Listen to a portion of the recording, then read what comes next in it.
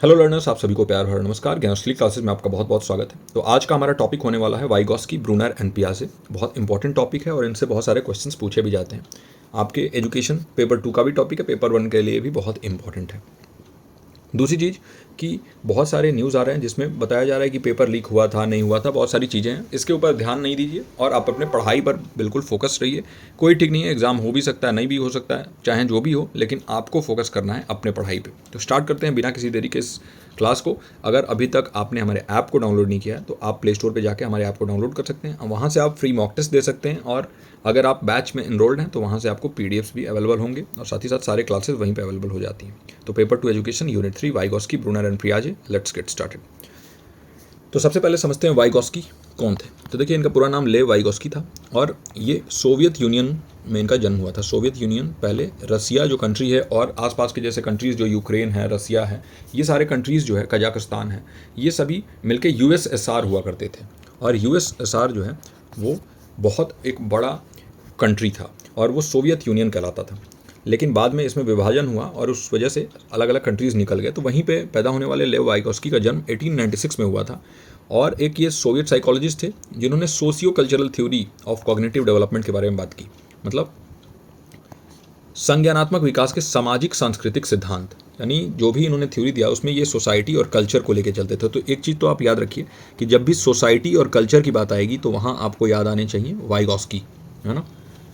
इनके कुछ important concepts थे, जैसे सोशियो कल्चरल थ्योरी जो इनका था, जिसमें ये जोर डालते थे fundamental role of social integration. Social integration का बहुत इंपॉर्टेंट रोल है। ये बताते थे कि अगर आपका कॉग्निशन, आपका माइंड, आपकी बुद्धि को अगर डेवलप करना है तो इसके लिए जो समाज है आपका वो बहुत जिम्मेदार है। कल्चर जो है वो बहुत इंपॉर्टेंट है और समाज और कल्चर से आपके बुद्धि का विकास होता है। इन्होंने ये भी बताया कि कम्युनिटी और कल्चर ये आपके कॉग्निटिव डेवलपमेंट को सेव करते हैं। आपके बुद्धि का विकास कैसे हो रहा है, ये आपके जो कम्युनिटी है और जो समुदाय है आपका और जो आपका कल्चर है, ये दोनों मिलके डिसाइड करते हैं। फिर इनके जो इंपॉर्टेंट कॉन्सेप्ट्स में आता है जोन ऑफ प्रॉक्सिमल डेवलपमेंट। तो ये क्या होता है, ZPD। तो एक डिफरेंस होता है कि आप खुद से क्या कर सकते हो और किसी के हेल्प से आप क्या कर सकते हो। तो जो आप खुद से कर सकते हो और जो थोड़ा सा अगर आपको हेल्प प्रोवाइड कर दिया जाए तो जो अचीव कर सकते हो, उसी के बीच के डिफरेंस को हम कहते हैं zone of proximal development. For example, मान लीजिए कि आप यहाँ हो और ये है जो आप खुद से कर सकते हो। ये सर्कल में आने वाली जितनी चीज़ें हैं, ये इसके अंदर वाली, ये सब आप खुद से कर सकते हो। और एक सर्कल यहाँ है और इस सर्कल में आने वाले जितनी भी चीज़ें हैं वो आप खुद से नहीं कर सकते हो, इसके लिए आपको किसी का हेल्प लगेगा। और जिसका आपको हेल्प लगेगा वो होगा MKO, मोर नॉलेजेबल अदर। जिसको ज़्यादा नॉलेज हो आपसे उसको हम कहते हैं MKO।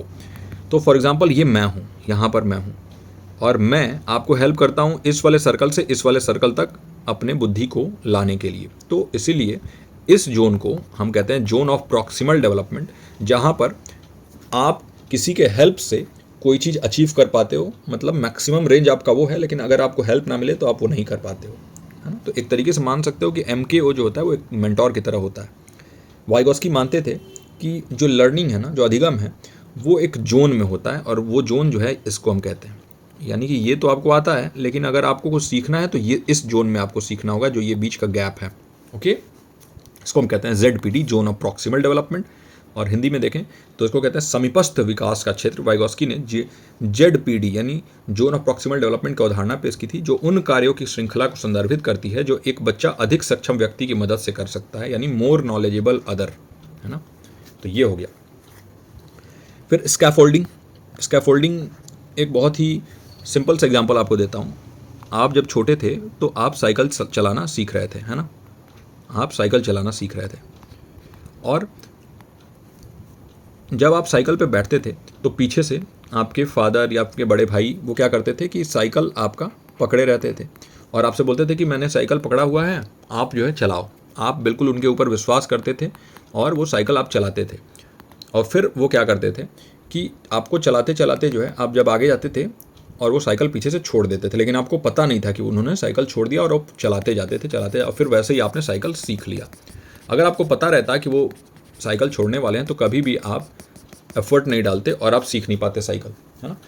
तो वो जो पीछे से आपको पकड़ के सपोर्ट करते हैं ना, उसको हम कहते हैं स्कैफोल्डिंग।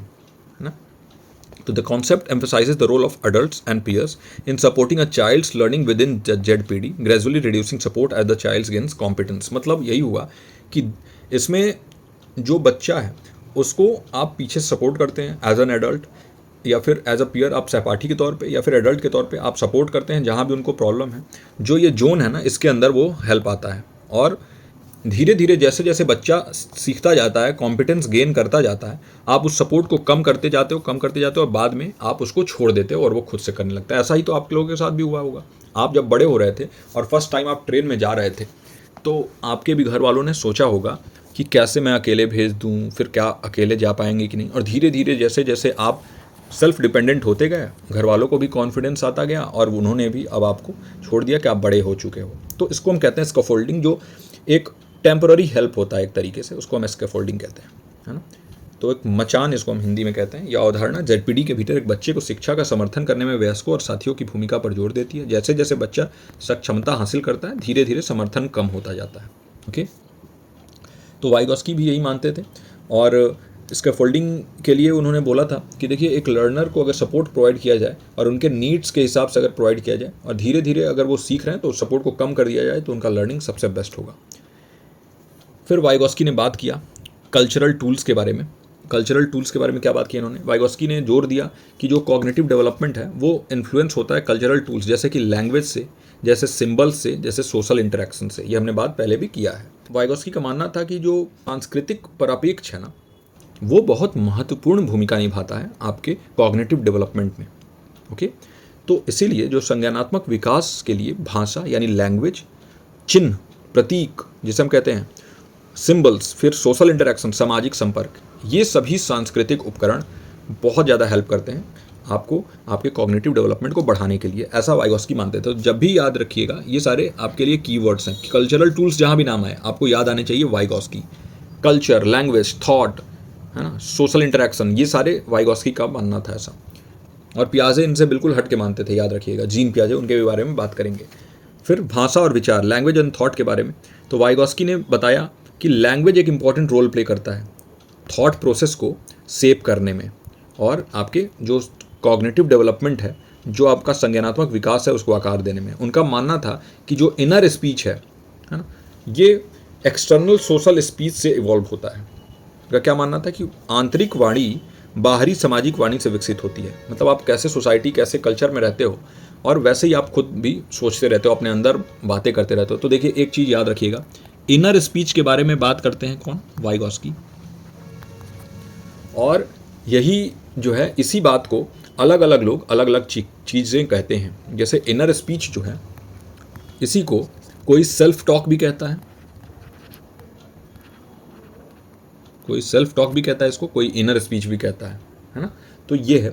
तो लैंग्वेज और थॉट ये बहुत इंपॉर्टेंट है, और वाइगॉस्की इनको बहुत ज़्यादा इंपॉर्टेंस देते थे, भाषा और विचार, और बताते थे कि आपका संज्ञानात्मक विकास इससे बहुत ज़्यादा प्रभावित होता है। इसके शैक्षिक निहितार्थ यानी एजुकेशनल इम्प्लीकेशन को देखें तो वाइगॉस्की की थ्योरी सजेस्ट करते हैं कि जो शिक्षा है, जो एजुकेशन है, उनका फोकस होना चाहिए कोलैबोरेटिव लर्निंग में, जहाँ पर सभी लोग एक दूसरे का सहयोग करके आगे बढ़ें और शिक्षा लें।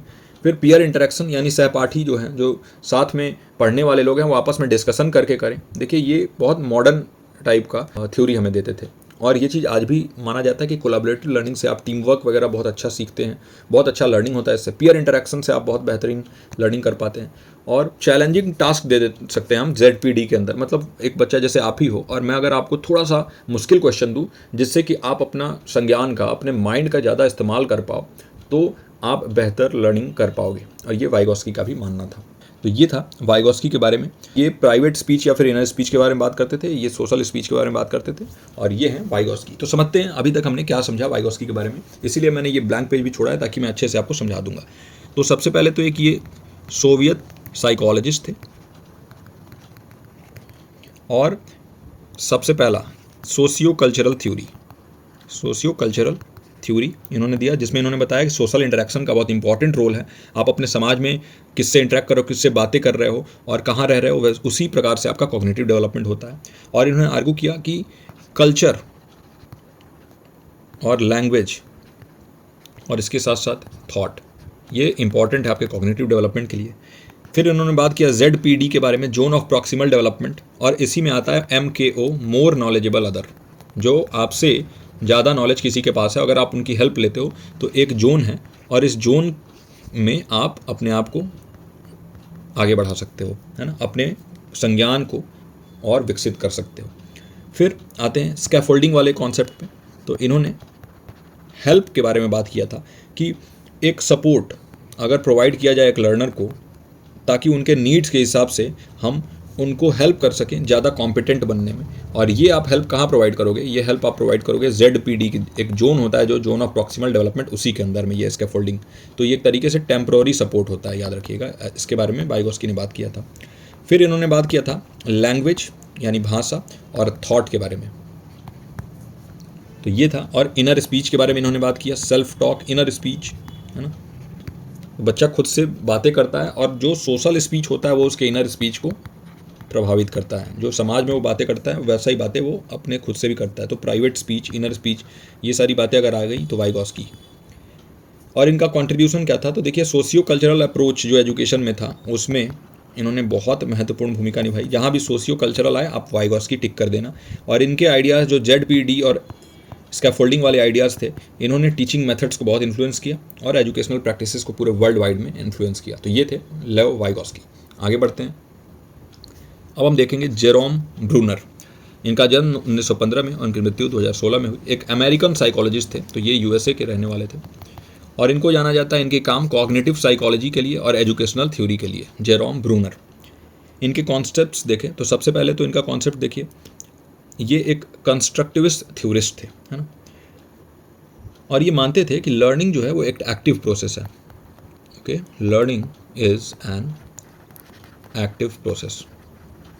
अगर आप एक्टिव हैं एक लर्नर की तरह, एज अ लर्नर अगर आप एक्टिव हैं, आप चीज़ों को सिर्फ एक आयाम से नहीं देखते हैं, बल्कि उनके मल्टीपल डायमेंशंस को देखते हैं, अलग अलग नज़रिए से देखते हैं, तो आप ज़्यादा बेहतर लर्निंग कर पाएंगे। अगर आप एक्टिव हैं और आप चीज़ों को ऐसे देखते हैं कि आप नए आइडियाज़ कंस्ट्रक्ट कर सकें, आप पुराने नॉलेज के ऊपर कुछ काम करके और उसमें कुछ नवाचार ला सके, कुछ इनोवेशन, कुछ एफिशिएंसी उसकी बढ़ा सकें, तो ज़्यादा बेहतर लर्निंग होगा, ऐसा ब्रूनर मानते थे। तो आप कह सकते हैं कि ब्रूनर एक मॉडर्न साइकोलॉजिस्ट थे, और इनका एम्फेसिस था डिस्कवरी लर्निंग पे, और इसी के बारे में हम बात करेंगे अभी। डिस्कवरी लर्निंग देखिए, तो ब्रूनर मानते थे कि जो डिस्कवरी लर्निंग है, उसके लिए जो स्टूडेंट्स जो सीख रहे हैं ना, वो एक्सप्लोर करके सीखें। फॉर एग्जांपल, अगर आपको कुछ सीखना है तो आप खुद से एक्सप्लोर करते हैं, तो आप ज़्यादा बेहतर सीख पाते हैं। और प्रॉब्लम सॉल्विंग पे ध्यान दीजिए, पैसिव रिसेप्शन ऑफ इन्फॉर्मेशन पे ध्यान मत दीजिए। जैसे अभी सबका आदत हो गया है कि उनके सामने सारी चीज़ें परोस दी जाए। अगर आपको कोई नोट्स नहीं देगा तो आप बोलेंगे कि सर नोट्स नहीं देते हैं। अगर आपको कोई अपने नोट्स लिखा हुआ दे देगा आप खुश हो जाएंगे, लेकिन आपको खुद अपने नोट्स बनाना चाहिए। आपको खुद जो है चीज़ों को सॉल्व करना चाहिए, ताकि आपके संज्ञान का विकास हो सके। बना बनाया चीज़ तो पूरा रखा हुआ है, इंटरनेट पे भरा हुआ है, लेकिन अगर आप खुद का कुछ बनाते हो तो आप ज़्यादा बेहतर सीख पाते हो। तो डिस्कवरी लर्निंग, आप जो है कुछ खोज करके और सीखते हैं तो ज़्यादा सक्रिय होकर आप सीख पाते हैं। तो निष्क्रिय सीखने के अलावा आप सक्रिय होकर सीखने पर ज़्यादा जोर दें, ऐसा जेरोम ब्रूनर का मानना था। स्पाइरल करिकुलम के बारे में ये बात करते थे। स्पाइरल करिकुलम का मतलब क्या हो गया कि जो पाठ्यक्रम हो वो ऐसा हो कि जो टॉपिक्स हैं वो बार बार विजिट होते रहें। मतलब जो भी टॉपिक्स हैं, जो भी आप पढ़ रहे हैं टॉपिक्स, वो विषय जटिलता के हिसाब से धीरे धीरे उनका लेवल इंक्रीज़ हो। जैसे गेम्स आप खेलते हो तो गेम्स में क्या होता है, एक लेवल इंक्रीज़ होता रहता है, और गेम उसी टाइप का होता है। वैसा ही हो कि जो पढ़ाई कर रहे हो आप, देखो उसी टाइप का हो, लेकिन धीरे धीरे उसका लेवल इंक्रीज़ करिए, और अलग अलग लेवल की कॉम्प्लेक्सिटी रखिए, और जटिलता जो है वो अलग अलग स्तर पर हो, जिससे कि अंडरस्टैंडिंग बेटर बने। टाइम के साथ, समय के साथ अंडरस्टैंडिंग और बेहतर बनता है ऐसे। तो सर्पिल पाठ्यक्रम हो, स्पाइरल करिकुलम हो। फिर मोड ऑफ रिप्रेजेंटेशन, तो देखिए ब्रूनर ने आइडेंटिफाई किया 3 मोड, एनएक्टिव, आइकॉनिक और सिंबॉलिक, जिसके थ्रू नॉलेज को प्रोसेस करेंगे और समझेंगे, है ना। इनएक्टिव मोड में क्या होगा, देखिए ये एक्शन बेस्ड लर्निंग होता है। Inactive mode means action based learning, जहाँ पर आप लर्निंग तो करेंगे लेकिन एक्शंस के थ्रू करेंगे, है ना। एक्शंस के थ्रू मतलब क्या होता है कि अगर मैं आपको कुछ एक्ट करके दिखा रहा हूँ, फॉर एग्जांपल आप क्लास में बैठे हुए हो और मैं आपके सामने एक्टिंग करके दिखा रहा हूँ, और उससे आप सीख रहे हो, उस चीज़ को मैं आपके सामने प्रेजेंट कर रहा हूँ। जैसे क्या होता है मूवीज़ में जैसे होता है, जैसे प्लेज में होता है, तो इसको हम कहते हैं इनएक्टिव लर्निंग। तो ये होगा, तो ये एक्शंस के थ्रू होता है। आइकॉनिक लर्निंग, जिसमें आप आइकॉन मतलब क्या होता है? आइकॉन मतलब एक इमेज, जिसमें आप एक इमेज के थ्रू सीखते हो, है ना। तो आप अगर विजुअल एड्स के थ्रू कुछ सीख रहे हैं, अगर आप कोई दृश्य से कुछ सीखते हैं, दृश्य दिखा के अगर मैं कुछ सिखाऊं, फॉर एग्जांपल आपको मैप एक दिखा दिया मैंने कि हाँ ये जो है इंडिया का मैप है और इससे आप सीखिए, तो आप फिर क्या करोगे, ज़्यादा बेहतर तरीके से प्लेसेस को याद रख पाओगे कि हाँ ये जो है जम्मू एंड कश्मीर है, इधर लद्दाख हो जाएगा, फिर इधर ये यूपी हो जाएगा, इधर बिहार है, इधर राजस्थान है, ये ज़्यादा बेहतर तरीके से आप सीख पाते हो। तो वो होगा आइकॉनिक लर्निंग। और तीसरा होता है सिम्बॉलिक लर्निंग, जो कि लैंग्वेज बेस्ड होता है, जो भाषा आधारित होता है। तो आप जहाँ पर अगर भाषा से या फिर सिंबल्स से अगर कुछ सीख रहे हो तो उसको हम सिम्बॉलिक लर्निंग कहते हैं। स्पाइरल करिकुलम के बारे में हमने ऑलरेडी बात किया कि ब्रूनर ने बताया था कि भाई आप सबसे पहले एक सिंपल लेवल लेके आओ और फिर धीरे धीरे उसको कॉम्प्लेक्स बनाते जाओ। इनका मानना यही था कि धीरे धीरे अगर आप इन्फॉर्मेशन को कॉम्प्लेक्स बनाते हो तो ज़्यादा बेहतर लर्निंग होता है। और एजुकेशनल इम्प्लीकेशन देखें, अगर शैक्षिक निहितार्थ देखें, तो ब्रूनर के आइडियाज़ ने जोर डाला किस चीज़ पे? एक्टिव लर्निंग के इंपॉर्टेंस पे, कितना ज़रूरी है एक्टिव लर्निंग, सक्रिय होकर सीखना कितना ज़रूरी है। स्कैफोल्डिंग बाय टीचर्स, भाई जो शिक्षक हैं वो भी स्कैफोल्ड करें, कुछ हेल्प प्रोवाइड करें ज़्यादा बेहतर लर्निंग के लिए। और varied representation to enhance learning, यानी ज़्यादा बेहतर तरीके से अगर आप रिप्रेजेंट करोगे सेम कंटेंट को, फॉर एग्जांपल मैं आपको सेम चीज़ पढ़ा रहा हूँ और एक जगह आपको एक्ट करके दिखा रहा हूँ, एक जगह आपको कुछ इमेज के थ्रू, कुछ विजुअल एड्स के थ्रू पढ़ा रहा हूँ, और एक जगह आपको सिर्फ बोल के मैं पढ़ा रहा हूँ, तो बताइए कौन सा सबसे बेहतर आप समझोगे? जिसमें मैं एक्ट करके दिखा रहा हूँ वो ज़्यादा बेहतर समझोगे। फॉर एग्जांपल आप देखिए, कोई भी मूवी अभी 10 साल पहले आपने देखा होगा, आपको याद रहता है उसकी चीज़ें, फिर फोटोज़ आप देखते हो तो थोड़ा उससे कम याद रहता है, लेकिन आप सिर्फ सुनोगे जब कुछ तो बहुत कम देर तक याद रह पाएगा। तो वही बात है कि अलग अलग लेवल्स पे अगर आप रिप्रेजेंट करोगे चीज़ों को तो लर्निंग उससे बेहतर बनती है। तो आपको देखना होगा कि कौन सी चीज़ आप कैसे रिप्रेजेंट कर रहे हैं। तो ये थे जेरोम ब्रूनर। और इनके अगर हम बारे में बात करें तो हमने बात किया कि देखिए ये एक अमेरिकन साइकोलॉजिस्ट थे जिनका जन्म 1915 में हुआ था और इनकी मृत्यु 2016 में हुई। ह्यूमन कॉग्निटिव साइकोलॉजी के बारे में इन्होंने बात किया था, कॉग्निटिव लर्निंग थ्योरी दिया था, है ना। संज्ञानात्मक अधिगम के सिद्धांत, कॉग्निटिव लर्निंग थ्योरी। फिर कंस्ट्रक्टिविस्ट थ्योरी उन्होंने दिया, जिसमें इन्होंने बात किया था कि एक्टिव प्रोसेस के थ्रू लर्नर्स नए नए आइडियाज़ डेवलप कर सकते हैं। तो कंस्ट्रक्टिविस्ट थ्योरी, जिसमें एक्टिव लर्निंग के बारे में बात किया गया, न्यू आइडियाज़ के बारे में बात किया गया।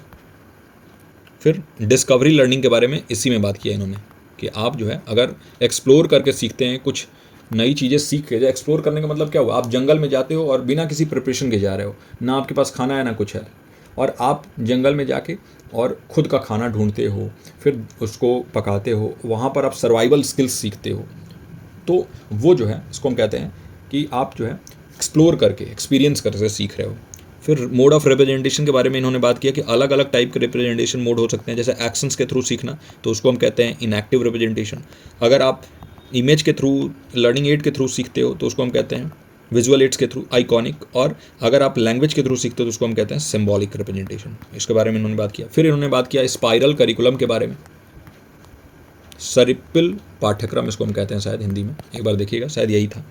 और इन्होंने बात किया कि धीरे धीरे करके अगर आप कॉम्प्लेक्सिटी बढ़ाते हो, सबसे पहले आप सिंपल चीज़ें सिखाते हो और धीरे धीरे उसके लेवल को इंक्रीज करके और धीरे धीरे इसको कॉम्प्लेक्स तक ले आते हो, तो सिंपल टू कॉम्प्लेक्स वाला कॉन्सेप्ट इन्होंने दिया था।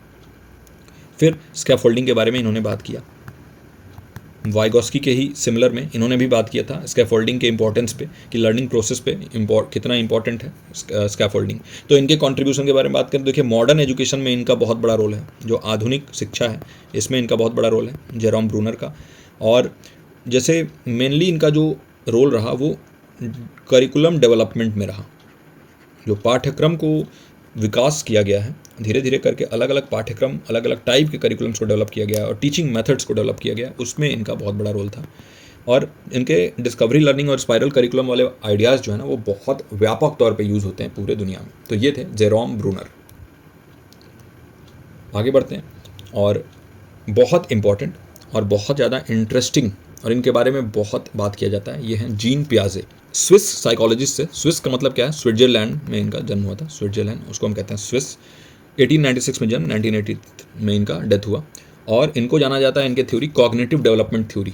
जीन पियाजे का कॉग्निटिव डेवलपमेंट थ्योरी बहुत ज़्यादा फेमस है और उससे बहुत सारे क्वेश्चंस आते रहते हैं। अभी आपके जो एग्जाम कैंसिल हुआ था उसमें भी इससे रिलेटेड क्वेश्चन आया था, स्टेजेस से रिलेटेड।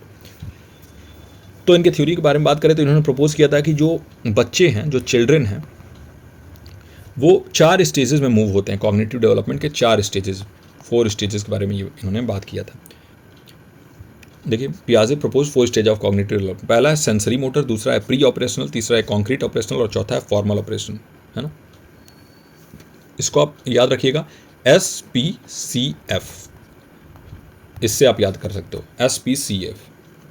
इससे वैसे भी याद कर सकते हो कि some people can not focus, some people can not focus, SPCF। तो ये आपको ऐसे अरेंज करना होगा। सबसे पहले आता है सेंसरी मोटर, फिर आता है यहाँ पर आपके प्री ऑपरेशनल, फिर आता है कॉन्क्रीट ऑपरेशनल और आता है formal operational stage. Sensory motor stage यहाँ पर मैंने मेंशन नहीं किया है, देखिए बता देता हूँ आपको वैसे ही।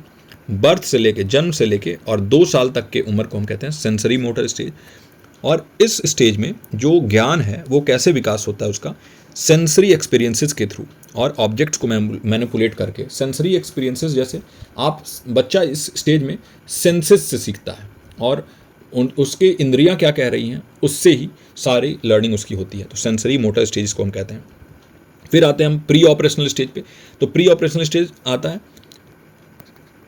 2 to 7 ईयर्स ऑफ एज, है ना, इसको हम कहते हैं प्री ऑपरेशनल स्टेज। इसमें जब भी प्री ऑपरेशनल स्टेज का बात आएगा तो वहाँ पर आएगा development of language, okay, development of language and symbolic thinking. यहाँ पे बच्चा सिंबल्स के थ्रू सोचना स्टार्ट कर देता है। ईगो सेंट्रिक थिंकिंग यहाँ बहुत ज़्यादा होता है। तो ईगो सेंट्रिक मतलब क्या होता है, बच्चा जो है बहुत ईगोइस्टिक इस एज में होता है, सिर्फ अपने बारे में सोचता है, दूसरे के बारे में कुछ नहीं सोचता है। आप ऐसे भी देख सकते हैं 2 से 7 साल के बीच के बच्चे बहुत जिद करते हैं, सिर्फ रोते रहते हैं, चाहते हैं सब उनको अच्छा वाला मिल जाए। और आप इस चीज़ को खुद भी देख के और इस चीज़ का पता लगा सकते हैं। आपके भी घर में अगर बच्चे होंगे तो देखिएगा 2 से 7 साल के बच्चे ईगो सेंट्रिक होते हैं, है ना। फिर 7 to 11, 7 से 11 साल, तो इसको हम कहते हैं कॉन्क्रीट ऑपरेशनल स्टेज। नाम इसलिए कॉन्क्रीट ऑपरेशनल पड़ा क्योंकि यहाँ पे कॉन्क्रीट थिंकिंग डेवलप हो जाती है, लॉजिकल थिंकिंग धीरे धीरे डेवलप होने लगती है कॉन्क्रीट इवेंट्स के बारे में, और कंजर्वेशन के कॉन्सेप्ट को समझना बच्चा स्टार्ट कर देता है इसी उम्र में। कंजर्वेशन का कॉन्सेप्ट मतलब क्या हो गया कि जैसे आप एक ग्लास में, एक बड़ी ग्लास, इतना चौड़ा ग्लास होगा और एक पतला ग्लास होगा और ये लंबा होगा, और दोनों में बराबर पानी आप भर दो, इसमें भी इतना पानी और इसमें भी इतना पानी, और किसी छोटे बच्चे को दोगे तो वो लंबा वाला ग्लास लेता है, लेकिन कोई बड़ा आदमी होगा तो वो समझ जाएगा कि दोनों में लगभग उतना ही पानी है, तो कोई भी ले ले उससे उसको फ़र्क नहीं पड़ेगा। लेकिन कोई छोटे एज का बच्चा हमेशा लंबा ग्लास लेता है, क्यों? क्योंकि उसके अंदर अभी कंजर्वेशन का कॉन्सेप्ट डेवलप नहीं हो पाया है, और इसी वजह से उसको ऐसा लगता है कि जो सिक्के हैं वो ज़्यादा होते हैं और नोट है वो कम होता है। आप उसको एक नोट दे दो 100 का और एक सिक्का दे दो, 10 सिक्के दे दो 1-1 रुपए के, वो 10 सिक्का चुनेगा जो बच्चा रहेगा छोटा। लेकिन धीरे धीरे 7 से 11 साल की उम्र में ये बढ़ने लगता है कंजर्वेशन थिंकिंग, और धीरे धीरे बच्चा जो है इस कंजर्वेशन के कॉन्सेप्ट को समझ जाता है और समझ जाता है कि जो सिक्का है वो कम वैल्यू का है, नोट ज़्यादा वैल्यू का है, जो पानी है वो उतना ही पानी चौड़े ग्लास में उतना ही लंबे ग्लास में है। तो ये सारी चीज़ें जो है धीरे धीरे डेवलप होने लगती हैं। फिर आता है फॉर्मल ऑपरेशनल स्टेज, और फॉर्मल ऑपरेशनल स्टेज आता है 12 साल और उसके ऊपर, 12 ईयर्स एंड अप।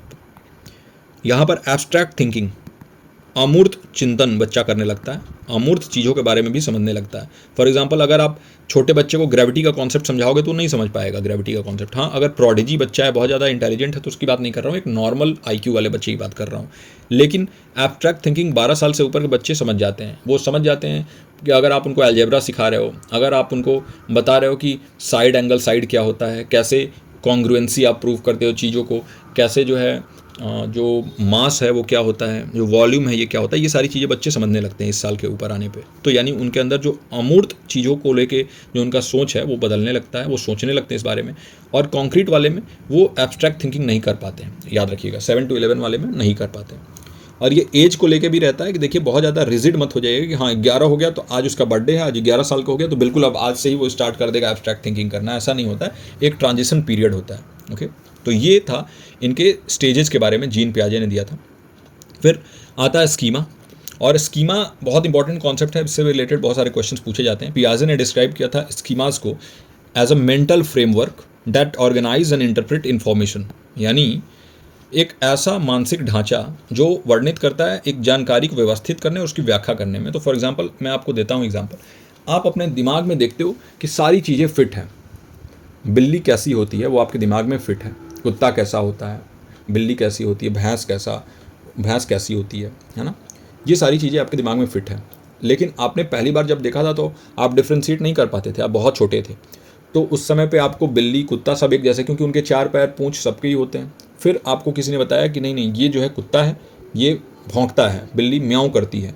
तो आपने फिर समझ लिया। फिर आपको बताया गया कि बिल्ली का साइज़ छोटा होता है, कुत्ते का साइज़ बड़ा होता है, गाय का साइज़ और बड़ा होता है।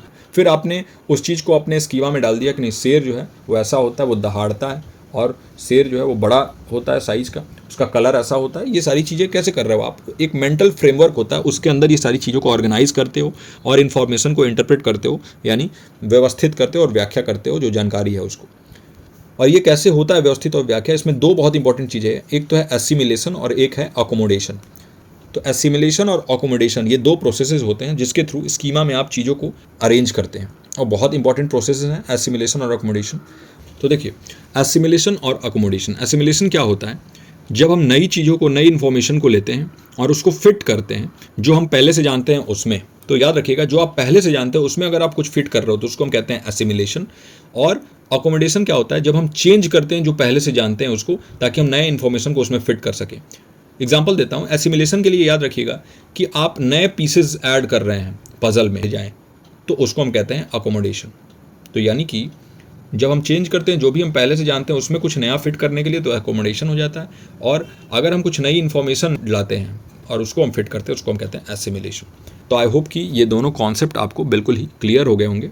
अब हम आ जाते हैं इक्विलिब्रेशन के कॉन्सेप्ट पे। तो इक्विलिब्रेशन क्या हो जाता है? देखिए, जब भी आप अपने स्कीमा में एसिमिलेट और अकोमोडेट करते हो तो उसके दौरान कई चीज़ें ऐसी होती हैं ना जो कि अब बिल्कुल फिट बैठ गई हैं। जैसे डॉग ऐसा होता है तो होता है, आपको मालूम चल गया कि हाँ, डॉग के अलग अलग ब्रीड हो सकते हैं लेकिन वो भी डॉग ही होंगे। तो वो क्या होगा? इक्विलिब्रेशन, संतुलन का प्रोसेस है। पियाजे ने तर्क दिया कि संज्ञानात्मक विकास संतुलन की प्रक्रिया के माध्यम से होता है, जहाँ व्यक्ति मौजूदा स्कीमा और नए अनुभवों के बीच संतुलन बनाए रखना चाहता है। तो जब भी आप कुछ नया एक्सपीरियंस करोगे और उसको अपने स्कीमा में फिट करने की कोशिश करोगे ताकि आप वापस से इक्विलिब्रियम पे आ जाओ, वापस से आप संतुलन बना सको, और उसी संतुलन के बीच आप कुछ सीख जाते हो, है ना, कुछ लर्निंग हो जाती है आपकी। तो इसको हम कहते हैं द कॉन्सेप्ट ऑफ इक्विलिब्रेशन। इन्होंने, पियाजे ने दिया था इस कॉन्सेप्ट को।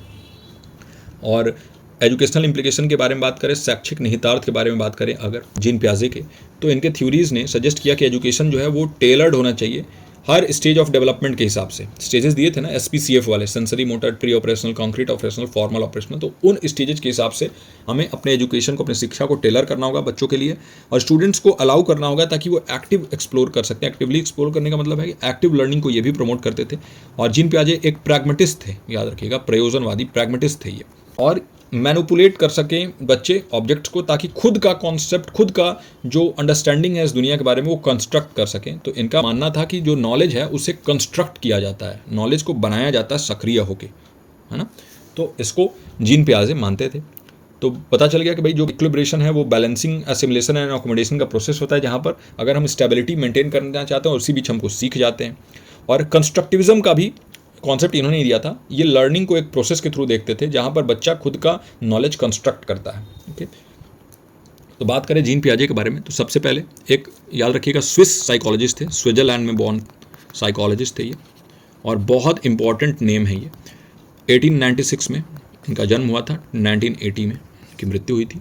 और कॉग्निटिव डेवलपमेंट थ्योरी पे इन्होंने काम किया था, कॉग्निटिव डेवलपमेंट थ्योरी, जहाँ पर इन्होंने 4 स्टेजेस दिए थे, 4 stages, SPCF, some people can not focus, ये हो जाता था सेंसरी मोटर, ये हो जाता था प्री ऑपरेशनल, ये हो जाता था कॉन्क्रीट ऑपरेशनल, और ये होता है फॉर्मल ऑपरेशनल। अब 0 to 2 इसका एज है, 2 to 7, 7 to 11, और 11 to या फिर 12 to बियॉन्ड कर दीजिए, क्योंकि 20 में 1 साल का ट्रांजिशन पीरियड होता है, तो 12 to बियॉन्ड ये हो गया। अब स्कीमाज के बारे में इन्होंने बात किया। स्कीमा क्या होता है? एक मेंटल फ्रेमवर्क होता है, ये एक मेंटल फ्रेमवर्क होता है और एक फंडामेंटल यूनिट होता है नॉलेज को गेन करने के लिए, जहाँ पे आप पास्ट एक्सपीरियंसेस को लेके एक फ्रेमवर्क बना लेते हैं अपने दिमाग में, और उसी स्कीमा को और रिफाइन करते जाते हैं और बेहतर बनाने के लिए नए नए इन्फॉर्मेशन उसी में ऐड करते जाते हैं।